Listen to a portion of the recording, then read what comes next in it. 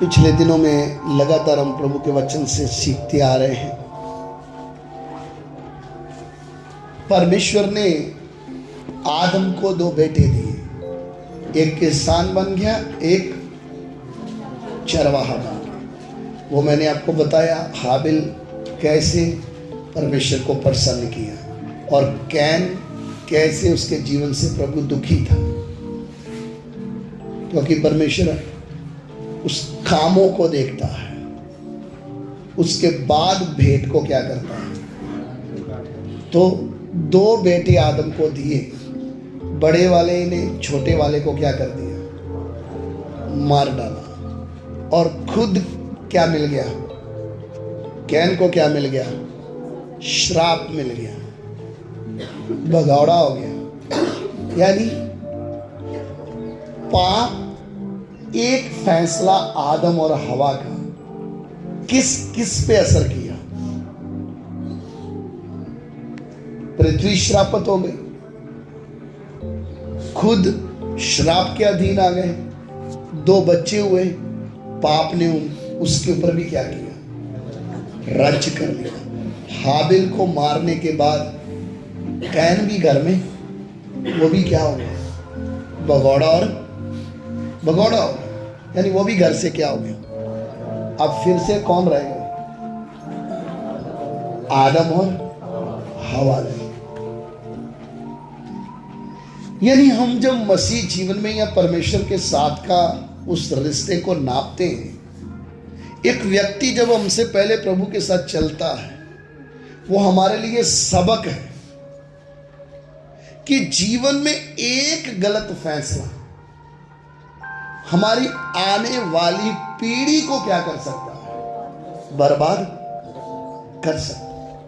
उन्होंने एक फैसला किया, हम अपने हिसाब से चलेंगे, फल खा लिया, परमेश्वर से क्या हो गया। वो असर किधर पड़ा आकर, आदम ने तो कत्ल नहीं किया, पूरी जिंदगी में उसने क्या नहीं किया, लेकिन किसने कर दिया। यानी पाप कितना भयंकर रूप क्या कर लिया, धारण किया। और कैन मारकर सच भी बताया, वो तो परमेश्वर ने प्रकट किया। इससे हमें क्या पता चलता है, हम कितना भी कुछ छुपाने की क्या करें, परमेश्वर एक दिन पर्दा क्या कर देगा, खोल के दिखा देगा, ये है तुम्हारा जीवन। और कैन को श्राप जब मिला तो वो क्या हो गया, घर से निकल गए। अब ये दोनों क्या सोचते होंगे कि परमेश्वर की आज्ञा का उल्लंघन करने का फायदा हुआ, नुकसान हुआ। समझे बात। उस समय तो लगता है कि हम जो कर रहे हैं वो बिल्कुल क्या है, लेकिन उसका परिणाम कुछ दिनों के बाद पता चलता है, उसी समय पता नहीं चलेगा। खुशी से खुश हो गए, प्रभु ने हमें बच्चे दिए, लेकिन बड़े वाले ने सके भाई को क्या कर। अच्छा सोचो, भाई का काम है भाई की क्या करना, रक्षा करना, उसका केयर करना। छोटा है तो उसका क्या देना है, ध्यान देना है, उसको संभालना है, लेकिन अपने हाथों से मार डाल। पाप एक मनुष्य को कितना क्रूर बना देता है। कत्ल, घर में सका भाई, अब दोनों अकेले हैं, बेटे दिए, जवान हुए, मौत आई, श्राप आया, कत्ल। पाप का परिणाम। अब आप सोचो, परमेश्वर देख रहा है इन चीजों को। कुछ समय के बाद परमेश्वर ने फिर से इनको क्या दिया। आइए उत्पत्ति की पुस्तक उसका 4 अध्याय उसका 25 और 26 वचन। Genesis chapter 4 verse 25-26।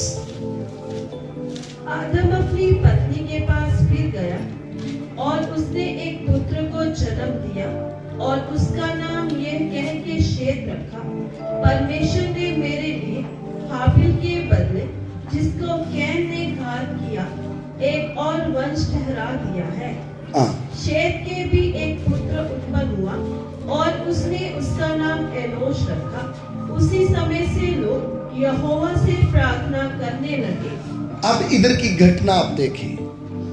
आदम और हवा के लिए देखा जाए तो एक टाइम सब कुछ क्या हो गया, खत्म। हाबिल मर गया, कैन घर से भाग गया, क्योंकि परमेश्वर का श्राप है तू एक जगह टिक। कई लोगों को होता है ना नौकरी, पूरी जिंदगी में 50 धंधे बदल लेते हैं, एक दिन इधर एक दिन इधर एक दिन इधर एक दिन इधर, उनके जीवन में भटकना रहती है, शांति नहीं। कैन को श्राप मिल गया तो क्या करता रहेगा, भटकने वाला, भगौड़ा हो जाएगा, तो टिकेगा नहीं। फिर उसके बाद कुछ समय के बाद परमेश्वर ने एक और बेटा किसको दिया। इधर अब ध्यान देना, इधर जब बेटा मिला तो उधर क्या लिखा है, आदम ने क्या बोला है, परमेश्वर ने मेरे लिए हाबिल के बदले जिसको कैन ने क्या कर दिया था, एक और वंश। अब इनको अकल आ गई, परमेश्वर का स्थान अलग है, हम अपनी मर्जी जो किया वो काम। अब फिर से किसको याद करते हैं, याद तो तभी से ही कर रहे थे, क्योंकि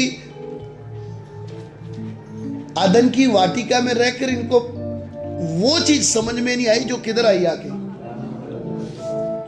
बात समझ में आई। कितने बच्चे लोग जब जवान होते अपनी शादी कर लेते, माँ बाप रोक टोक करने के कारण उनको क्या लगता है,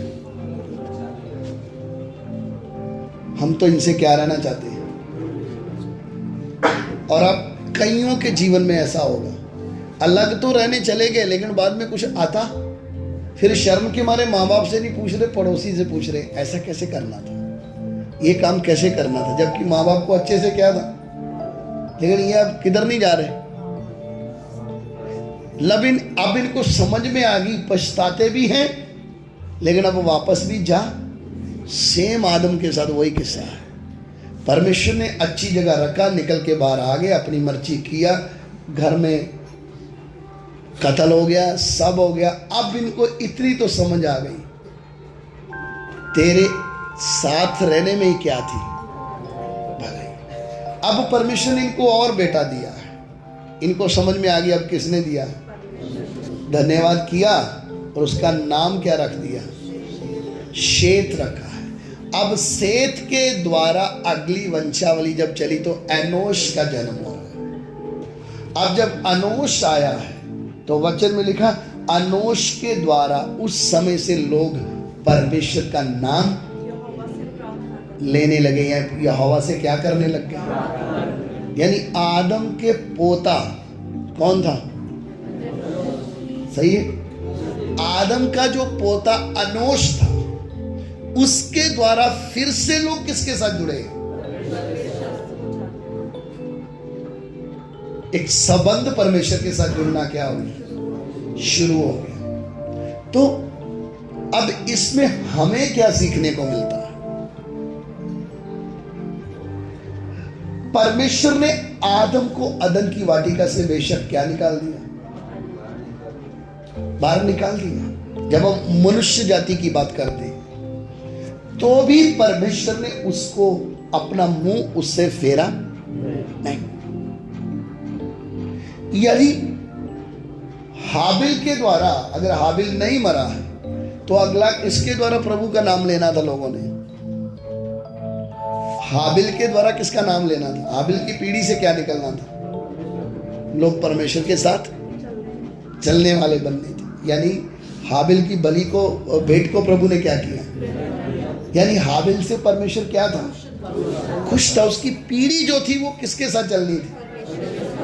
लेकिन हाबिल मर गया, अब खाली हो गया। आदम भी एक दिन क्या हो जाएगा, मर जाएगा। कैन को तो श्राप मिल गया, कैन की वंशावली तो परमेश्वर के पीछे आएगी नहीं। श्रापित है, तो भी परमेश्वर मन देखता है। आदम को फिर भी परमेश्वर ने अकेला एक और बेटा दिया, और उस बेटे के द्वारा मनुष्य का संबंध अपने साथ क्या किया है, फिर से स्थापित किया। क्योंकि परमेश्वर के बारे में जब हम ज्ञान करते हैं,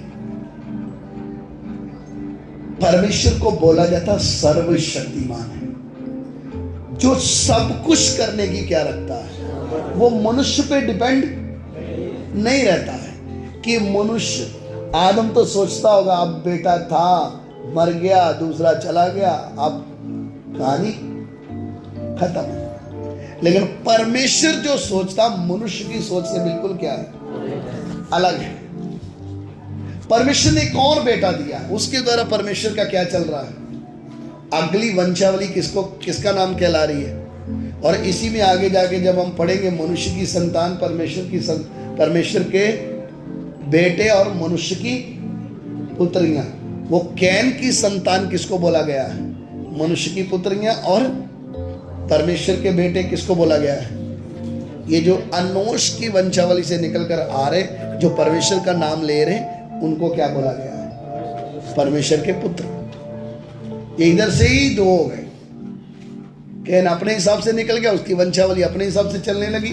अनोश के द्वारा परमेश्वर अपना काम क्या किया है, यानी परमेश्वर के काम को ना तो शैतान और ना कोई मनुष्य कभी रोक नहीं सकता। जिधर जीरो हो गया कि अब कुछ भी आगे दिखाई, तब परमेश्वर अपना काम क्या करता है। अब एक अनोश के द्वारा परमेश्वर ने फिर से मानव जाति के साथ अपना क्या जोड़ लिया, संबंध जोड़ लिया। तो हमें ये वचन से शिक्षा क्या मिलती है, परमेश्वर के काम करने के तरीके को हम समझें। परमेश्वर को बड़ी भीड़ या बड़ा संख्या नहीं चाहिए अपना काम करने के लिए। परमेश्वर को एक व्यक्ति चाहिए जो उसकी ओर ध्यान देने वाला हो। परमेश्वर अपना काम करना शुरू कर देगा। हम क्या सोचते हैं कि बहुत बड़ी भीड़ होगी, हम मिलकर क्या करेंगे। दुनिया देखकर, भीड़ को देखकर क्या करेगी, हमारे पीछे चलेगी। हमारे पीछे नहीं, किसके पीछे चलना है, और परमेश्वर के पीछे चलना है। तो परमेश्वर अपना काम अपने हिसाब से करता है, हमारे हिसाब से। हम तो क्या चाहते हैं, हमारे हिसाब से चले। हम तो चाहते हैं ये चर्च क्या हो जाए, वो पर्दे लगे उधर तक बैठने के लिए क्या ना मिले, और हमें लोगों को बोलना पड़े वेट करो, एक सेशन खत्म होगा दूसरी बार आपको बुलाएंगे, है ना। जैसे इधर वाले स्कूल वाले नहीं करते, 7 से 12 एक सेशन, और 12:30 से 5:30 एक सेशन। बात समझ में आई। परमेश्वर का काम ऐसा, परमेश्वर अपने तरीके से मनुष्य के जीवन में क्या करता है। और जिधर हमने क्या सोच लिया, अब इधर कुछ भी होने वाला, तब परमेश्वर अपने हिसाब से क्या करता है। हमें चुनने का उद्देश्य क्या है, हमें अपने चरणों में लाने का मतलब क्या है। फोकट में बिना काम के प्रभु ने चुन लिया। आपको पता है इस दुनिया में सबसे ज्यादा कीमती क्या है, बोलिए। परमेश्वर की नजर में मनुष्य जिनकी बुद्धि खुल गई, उनकी नजर में सबसे ज्यादा कीमती क्या है,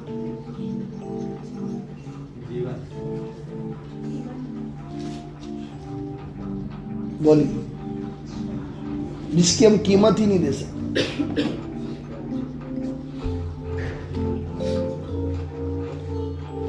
बात समझ में आई। उस लहू की कीमत इस दुनिया में हम दे, उससे मुझे और आपको खरीदा गया। हम आए नहीं, हमें लगता हम क्या किए, इसने बोला उसने बोला इसने बोला, हम आए नहीं है, हमें लाया गया। जब ये बात समझ में आ गई, वो भी कैसे लाया, उधर एक डील हुई है, मैं अपना खून दूंगा, ये मुझे चाहिए।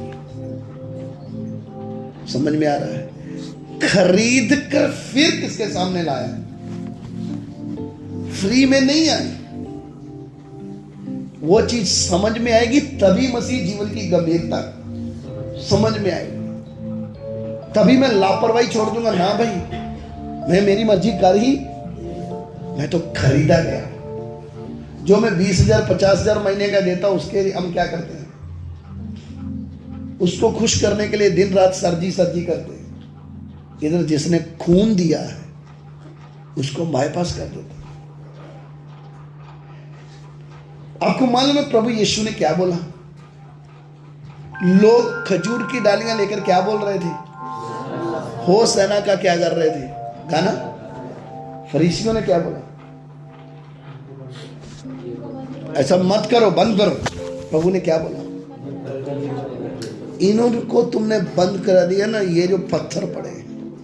और आप सोचो, अभी तो सिर्फ बोला है, अगर ये आज्ञा दे दी होती, तुमने इनको चुप कराया, अब पत्थरों तुम बोलो, क्या होना था?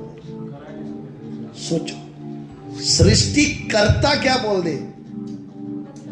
पत्थरों अब तुम बोलो हो सेना। बोलना था, नहीं बोलना था? यानी परमेश्वर ने हमें जब मौका दिया है, इस मौके में हमें परमेश्वर के लिए कुछ करना है, ताकि हमारा जीवन आने वाली पीढ़ी के लिए क्या बन जाए? आशीष का कारण बने। आज हम जिसकी चर्चा कर रहे हैं, ये कई हजार साल पहले क्या लिया, जन्म लिया, और इसके द्वारा परमेश्वर का संबंध फिर से मानव जाति के साथ क्या हो गया। और परमेश्वर एक को अपने हाथ में लेके, एक अनोश के द्वारा परमेश्वर ने पूरी मानव जाति के लिए क्या खोल दिया। सच है, एक अनोश, उसको एक ही चाहिए। हमारे एरिया में परमेश्वर का झंडा ऊंचा करने के लिए, परमेश्वर को लोग जानने के लिए कितने लोग चाहिए? और हम क्या बोलते हैं? मेरे अकेले से क्या होगा? और आप जब वचन को पढ़ोगे, एक अनोश जिसके द्वारा फिर से लोगों ने अपना संबंध किससे जोड़ा, एक, उसके बाद हनोक। अकेला हनोक कितने साल चला? अकेला नूहा, जिसने क्या बना दिया? पूरा जहाज बना दिया, और पक्षियों को भी बचा लिया, और किसको भी बचा लिया? परिवार को बचाया, सृष्टि को बचाया। किसने? नूहा। कितने थे? एक अब्राम। राष्ट्र खड़ा हो गया उसके द्वारा, क्या नहीं? एक दाऊद। शाऊल की सारी सेना खड़ी थी, लेकिन अकेले दाऊद ने क्या किया? एक शिमशून। कितने? एक दानियल, जिसने बाबुल को क्या कर दिया?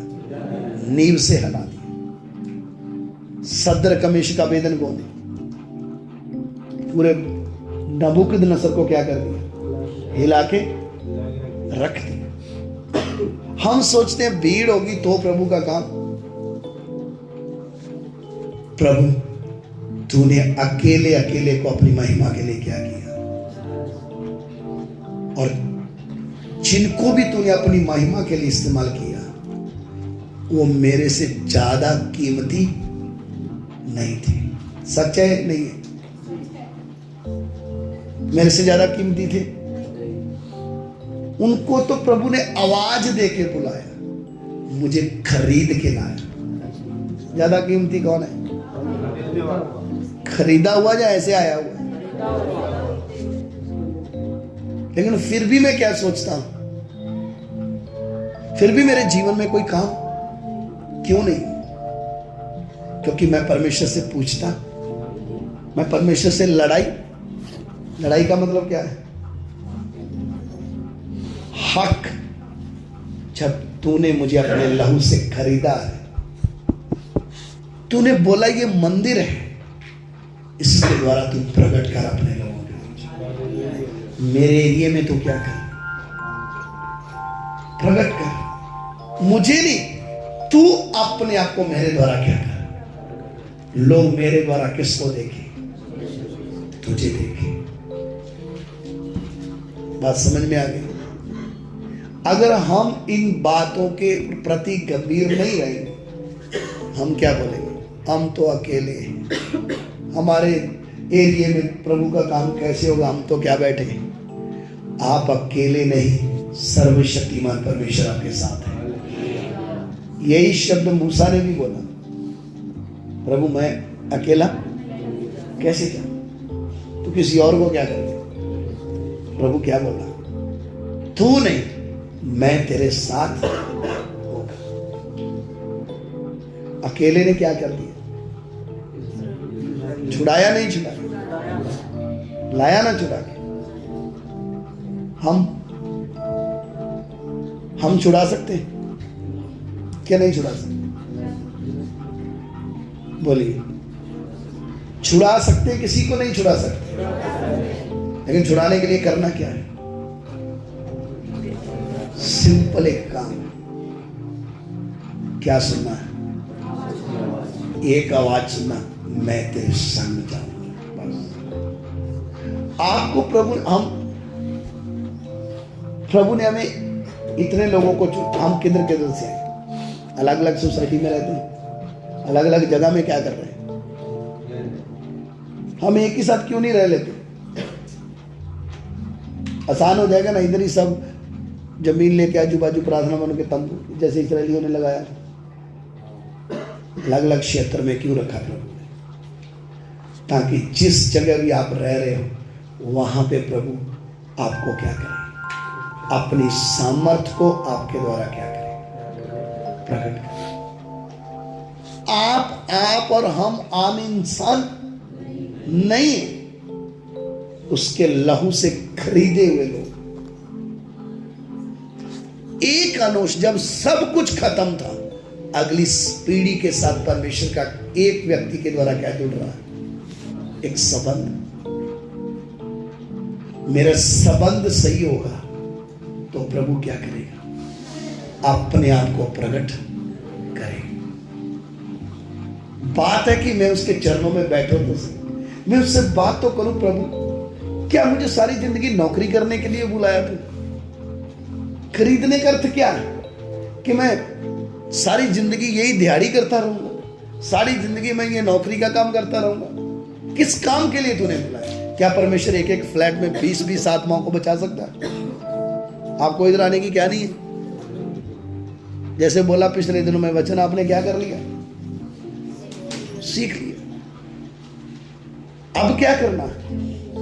आप उसका प्रैक्टिकल वचन की ताकत को क्या करना है? वो प्रकट होना है। बात समझ में है?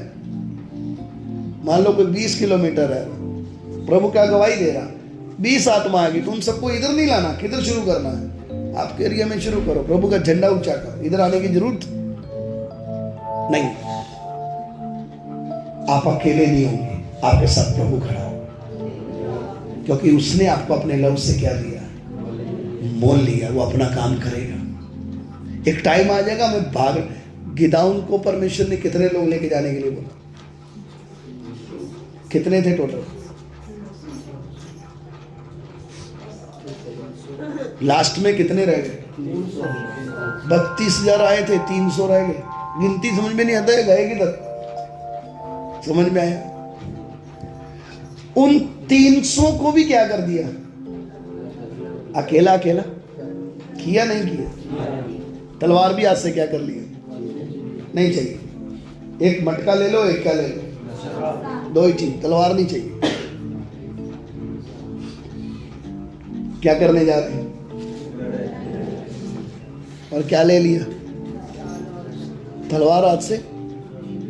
बाप सोचो, वो जो टाइम है वो क्या सोचते होंगे? लड़ना तो किससे है? लेकिन परमेश्वर ने क्या सिखाया? तुम्हें लड़ने की जरूरत, मैं लड़ूंगा। परमेश्वर हमारे द्वारा काम कर क्यों नहीं रहा है? या हम परमेश्वर को इतने साल हो गए जानते? अभी पूछेंगे कितने साल, कोई बोलेगा मैं 15 साल, कोई बोलेगा मैं 20 साल। इन 20 सालों में हमने प्रभु के लिए 20 साल में बच्चा पैदा करेंगे तो वो भी शादी के क्या हो जाता है, लायक हो जाता है। और हमसे एक आत्मा भी जीती, जबकि मेरे को प्रभु ने चुनने का एक ही चीज है, लोग मेरे द्वारा किसको देखें, परमेश्वर को देखें कि ये सचमुच में जिसके साथ हम चल रहे हैं और जिसके साथ ये चल रहा है ये अलग है। परमेश्वर प्रकट होगा तो उसकी सामर्थ्य प्रकट होगी। और ध्यान रखिए, जब मैं पिछले दिन प्रार्थना कर रहा था अकेला बैठ के, परमेश्वर का मंदिर है करके सिर्फ शब्दों में हमें बोलना, परमेश्वर ने अपने आप को प्रकट करने के लिए क्या किया है, मुझे और आपको अपना मंदिर, ताकि लोग हमारे द्वारा किसके पास आ जाए। लेकिन इसमें एक बारीक बात क्या है, जो परमेश्वर है वो पवित्रताई में वास करता है, गंदगी में वो कभी वास। आपका जीवन पवित्रताई में है। आपका जीवन पवित्रताई बोलने का मतलब हमारे दिमाग में क्या घुसा हुआ है, मैं कौन सा दारू पीता हूं, मैं कौन सा व्यभिचार करता। आप वचन की एक आज्ञा भी नहीं मानते तो अशुद्धता अंदर आ गई। पवित्रताई में रहने वाला व्यक्ति ही परमेश्वर की सामर्थ्य को क्या करेगा, प्रकट करेगा। और शैतान की यही सबसे बड़ी योजना रहती है कि मैं इनको क्या ना होने दूं, क्योंकि पवित्र होगा तो पवित्र परमेश्वर इसके अंदर वास करेगा। और जब परमेश्वर वास करेगा तो अपनी सामर्थ्य को क्या करेगा। यही है हमारे फेलियर का रहस्य। इसलिए हमें अपने जीवन को क्या रखना है, पवित्रताई में लेके चलना है, क्योंकि तुम्हारा भुलाने वाला क्या है, फिर एक ही चाहिए। वो एक के द्वारा परमेश्वर क्या करेगा, अपनी सामर्थ्य को प्रकट करना। लोग झुकेंगे, अकड़ेंगे, क्योंकि क्या दिख रही है, सामर्थ्य दिख रही है। और सामर्थ्य तभी दिखेगी, सदर का मिशन अबेदनगो ने किसको महत्व दिया, वचन को। क्या बोलकर, ना ना ना, मूर्ति तो बाद में आएगी, ना ना, हम राजा तेरे इधर नौकरी तो करेंगे, लेकिन तेरा भोजन खा के हम अशुद्ध। आप समझ रहे पवित्रता किधर से शुरू हो रही है। बेशक हम तेरे गुलाम हैं, हमारी पवित्रता को हम आंच नहीं आने देंगे। ऐसे मन वाला व्यक्ति मरने के लिए भी क्या हो जाएगा, पाप के कारण ना मरने के लिए तैयार हो गए कि हम क्या नहीं करेंगे, जान देने के लिए क्या होगा कि हम क्या नहीं करेंगे, पाप नहीं, हमारे प्रभु को दुखी नहीं करेंगे, मर सकते। स्वर्ग से कौन उतरा है, खुद उतरा है। हम उतरने वाला जब वचन सुनते तो हमें जोश आ जाता हो, प्रभु क्या करना चाहिए, मेरे साथ भी उतरना। लेकिन शुरुआत किधर से है, बाबुल की गुलामी में आते ही एक फैसला है, हम अपने आप को अशुद्ध, ऐसा एक व्यक्ति चाहिए जिसको प्रभु अपनी महिमा के लिए इस्तेमाल करेगा। लंबा चौड़ा व्यक्ति, ये नहीं कि आपको उसको प्रकाशित वाक्य आता था, सदर कमेश्वर को क्या था, परमेश्वर को प्रकट किया नहीं किया।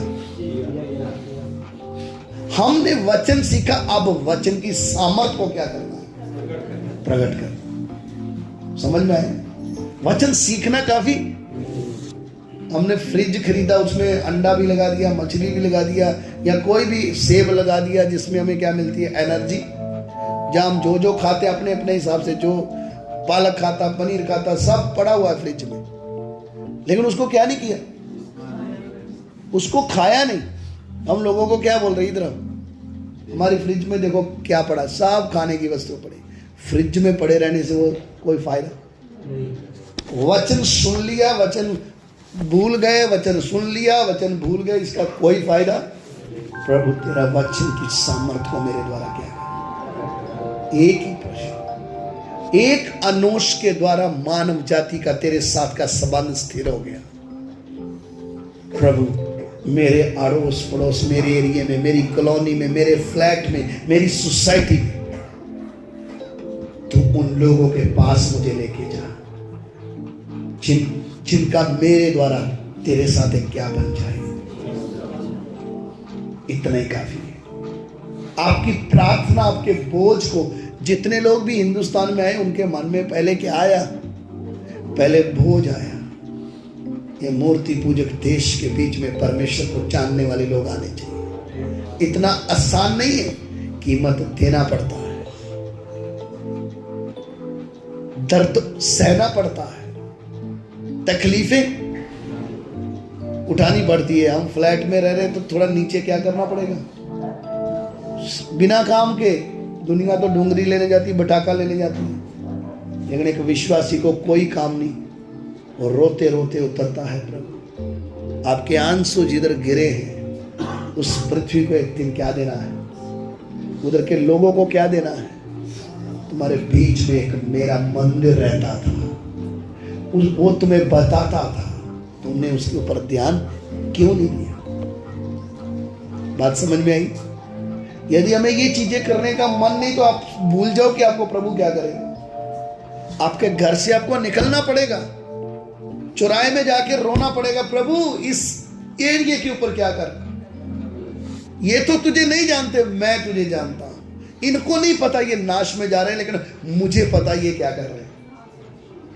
प्रभु तू इनके ऊपर क्या कर? करके देखो। प्रभु आपकी प्रार्थना का जवाब ना दे तो बोलना। लेकिन हम क्या सोचते हैं? कोई ढूंढता आए हमें, जिसको प्रभु ने चुना होगा ना वो अपने आप ही आ जाएगा। ऐसा होता है? बोलिए ना। हम अपने आप ही आ गए ना कि कोई लाया है? किसी ना किसी ने हमारे लिए आंसू, किसी ना किसी ने अपने शरीर से मेहनत, तब जाके हमारी बुद्धि, और जो हमारे साथ प्रभु ने किया वही हमने क्या करना है दूसरों के लिए। चाहे आप किसी भी एरिया में रह रहे हो, आप आज से एक प्रार्थना शुरू करो। बेशक मैं अकेला हूं, लेकिन प्रभु मेरे द्वारा अपने कार्य को करने की शक्ति रखता है। प्रभु तेरा काम लोगों के बीच में होने दे। जब ये प्रार्थना करते हुए हम आंसू बहाएंगे, हम प्रार्थना करेंगे, मनुष्य ना भी देखे तो भी परमेश्वर में देखेगा। वो बोलता मैं तेरे आंसुओं को क्या एक कुप्पी में संभाल कर रखा। तब जाके परमेश्वर का काम। आइए हम अपनी आंखें बंद, इस बात के ऊपर हम ध्यान दें। जब मैं खरीदा गया हूं, जिसने मुझे खरीदा है वो मुझसे एक दिन पूछेगा मैंने तुझे इस काम के लिए खरीदा था, क्या मैंने किया है? नाश में जाने वाले लोगों के लिए एक दर्द आना, वो एक परमेश्वर के चुने हुए व्यक्ति के जीवन का चिन्ह है। उसके लिए उपवास करना, उनके लिए आंसू बहाना, ये परमेश्वर को प्रेम करने वाला, नाशवान आत्माओं की चिंता करने वाले व्यक्ति का एक चिन्ह है। मुझे मेरे साथ कोई ना हो, प्रभु शून्य से अपना काम करने की शक्ति रखता है। प्रभु मेरे द्वारा अपने सामर्थ्य को प्रकट करने की शक्ति रखता है। लेकिन इतना है, मैं उसके चरणों में बैठूं, मैं उससे बात करूं। प्रभु तेरी इच्छा मेरे जीवन में पूरी हो जाए। हालेलुया।